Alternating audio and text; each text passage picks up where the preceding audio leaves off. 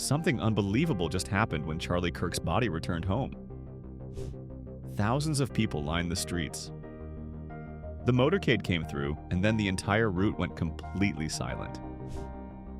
Behind the scenes, there were secret plans, massive security, and one shocking moment that nobody saw coming. Stay tuned because what happened next will blow your mind. September 10th, 2025 began like any other busy afternoon at Utah Valley University. Students gathered in the outdoor courtyard. The stage was set with banners from Turning Point USA, and anticipation filled the air as Charlie Kirk walked out for the first stop of his American Comeback Tour. Around 3,000 people were present, seated under a large canopy while cameras rolled and security stood nearby. For Kirk, this was familiar territory, answering on tough questions, making bold statements, and connecting with audiences who came to see him in person. Roughly 20 minutes into the program, the atmosphere shifted in an instant. A single loud crack interrupted the speech, and Kirk immediately fell back, holding his neck. Security rushed in and carried him off stage while the audience panicked and tried to move away from the open courtyard. Within minutes, local emergency teams arrived and transported him to Timpanogos Regional Hospital. Despite the efforts of doctors, it was confirmed later that afternoon that he could not be saved. He was just 31 years old. After the hospital confirmed the loss, the focus moved to bringing Charlie Kirk's remains back to Arizona with care and order. This involved quiet coordination between his family, Turning Point USA, local authorities in Utah, and officials in Arizona. Hospitals follow a precise process in such high-profile cases. Documentation is completed, the casket is prepared, and transport partners are briefed to keep timelines tight and respectful. An honor detail assisted with the transfer, and a U.S. flag covered the casket, standard when national leaders direct formal recognition. Moving across states isn't as simple as booking a regular flight. A dedicated aircraft and ground teams were arranged to keep movement predictable and safe. On the Utah side, the casket was brought to a secured hangar area away from crowds and cameras.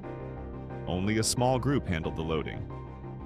On the Arizona side, a similar plan was set: a private arrival window, restricted tarmac access, and a short ground route to a funeral home selected by the family. Media interest was intense, so pool coverage was used in places rather than open access. This balanced public interest with the family's privacy. Federal and state offices aligned the timing with official tributes. The White House order to lower flags through September 14th created a national backdrop of acknowledgement. On September 14th, a public vigil at the John F. Kennedy Center for the Performing Arts brought senior officials and lawmakers together, signaling that the remembrance would be more than a local ceremony. It had become a national observance. The family and organizers also worked toward a large memorial set for September 21st at State Farm Stadium in Arizona, a venue chosen for its capacity and security capabilities. When the aircraft touched down in Arizona, the plan was to keep movements discreet.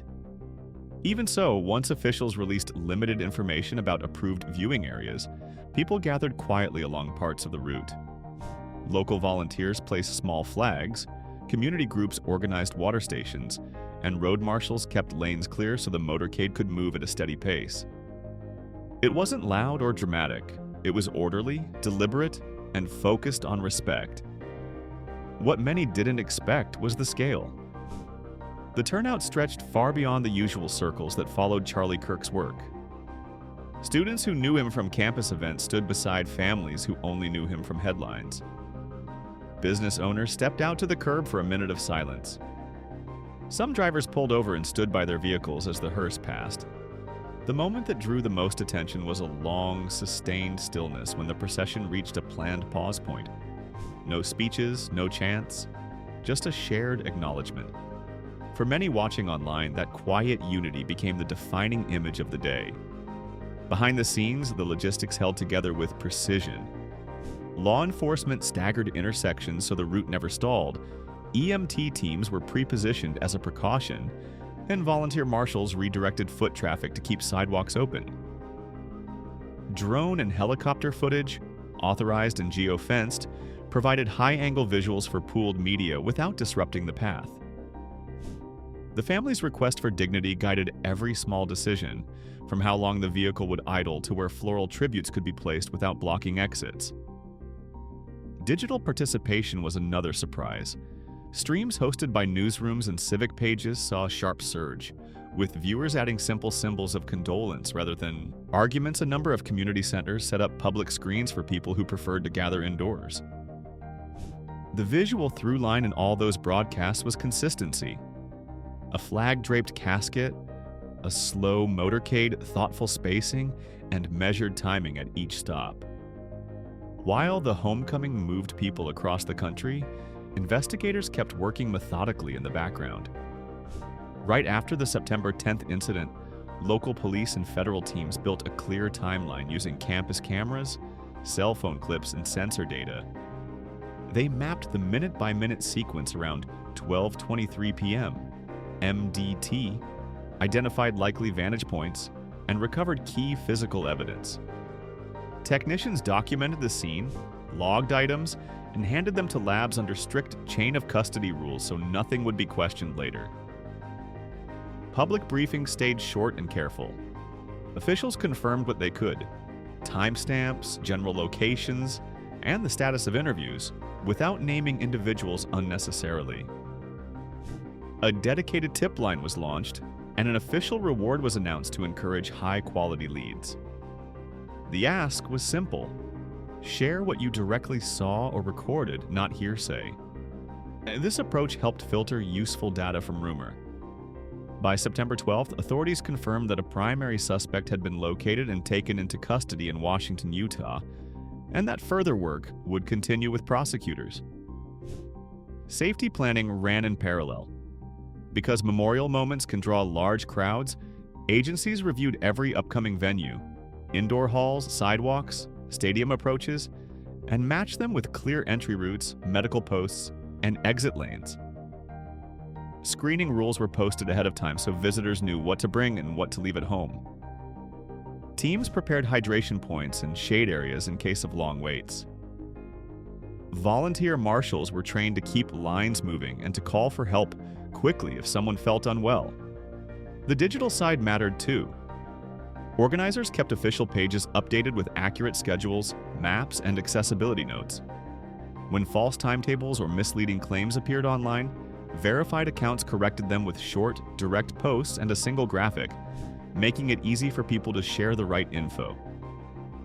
Newsrooms helped by linking back to primary sources rather than commentary threads. In the days after the Utah event, many people revisited Charlie Kirk's earlier statements and projects to understand why his public image drew such strong reactions.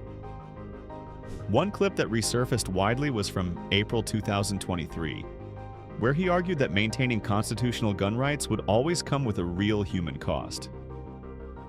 News outlets documented that remark at the time and reran the context after the Utah incident, noting how often it featured in debates about him. Another thread was his discussion of civil rights law in his program in April of 2024. A media monitoring archive preserved the exchange in which he said the Civil Rights Act had created a beast, framed as a grievance about how the law operates today. That comment became a touchpoint for critics who said he encouraged zero-sum thinking about identity. Supporters countered that he was opening a policy debate. Either way, it returned to the foreground. People also looked again at Turning Point USA's Professor Watch List, a website run by the organization that catalogs professors, it says, are biased against conservative students. Academic groups have long argued that the list chills classroom speech and can expose faculty to harassment. Those critiques were cited again as part of a larger picture of the campus battles he helped lead. Coverage revisited his organization's growth, funding, and strategy, how a small campus effort became a large youth network with conferences, media shows, and spin-offs in churches and schools. Earlier reporting described how the group's fundraising and messaging scaled quickly, drawing praise from allies and scrutiny from watchdogs. This history was used to explain why the Utah loss of life drew so much national attention so quickly. Alongside vigils and formal honors, the media and workplace ripple effects moved fast. A number of employers disciplined or separated staff for harsh posts about the Utah incident, with legal analysts noting that private employers generally have broad discretion over public conduct that harms reputation. National outlets tracked multiple cases across industries. A high-visibility example came from the entertainment world. Multiple tech culture and local news reports said DC Comics canceled a new Red Hood series after the writer's social posts about Kirk prompted widespread criticism. Trade and the tech sites covered the cancellation and the writer's subsequent explanation. The story spread quickly through fandom communities. Law enforcement accountability also made headlines. CBS reported that the U.S. Secret Service placed an agent on leave over a negative Facebook post about Kirk, pending internal review. Additional reports described police and municipal employees elsewhere facing discipline for celebratory or mocking posts. These actions were framed as part of a broader reminder that public-facing roles carry codes of conduct that extend to social media. To understand the scale of the reaction, many outlets placed the Utah event within a broader trend line of political violence in recent years. National timelines noted repeated high-profile cases across the spectrum, arguing that security planning for public figures has had to adapt in real time. In this view, the Utah Courtyard program was not an isolated moment, but part of a pattern that has placed outdoor, open-access events under new scrutiny. One major reference point was the July 13, 2024, attempt on Donald Trump at a Pennsylvania rally. Public records and timelines describe a rooftop shooter, a rapid protective response, and subsequent federal reviews of venue perimeters, rooftop access, and interagency coordination. Those lessons, especially about high-angle vantage points and pre-event building control, were frequently cited by security analysts as they discussed how future campus and stadium events might be configured. Policy reporters also connected the Utah case to a push inside Washington for more funding tied to protective services across branches of government. Coverage described requests for added resources following the loss of life in Utah, with officials pointing to a measurable rise in politically motivated incidents year over year. This line of reporting did not assign blame to one side. It focused on growth in incident counts and the operational demands placed on protective agencies.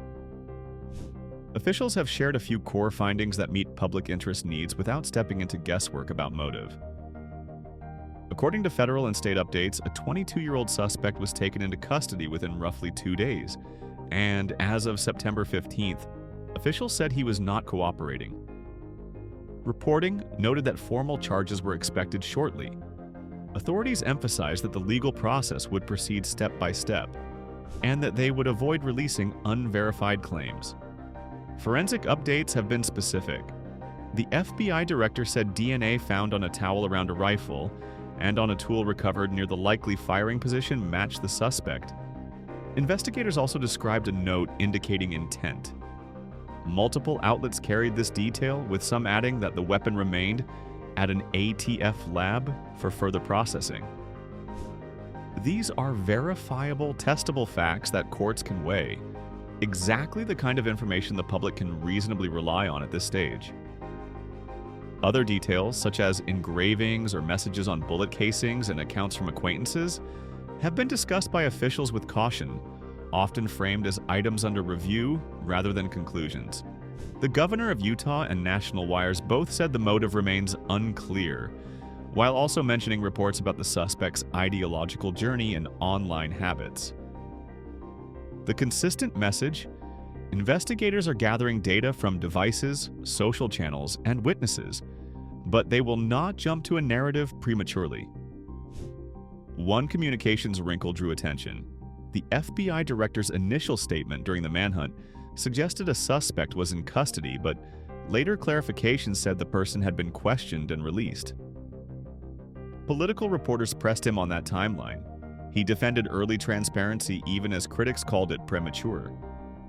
That episode is part of the public record and underscores how real-time briefings during active operations can move faster than the underlying facts.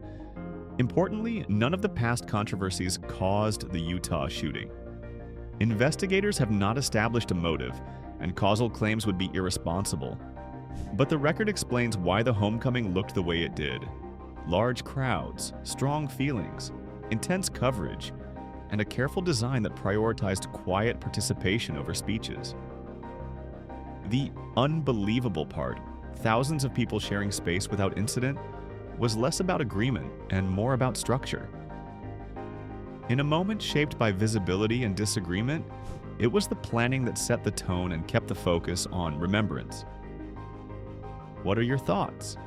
Let us know in the comments and subscribe and turn on the bell so you don't miss the next one.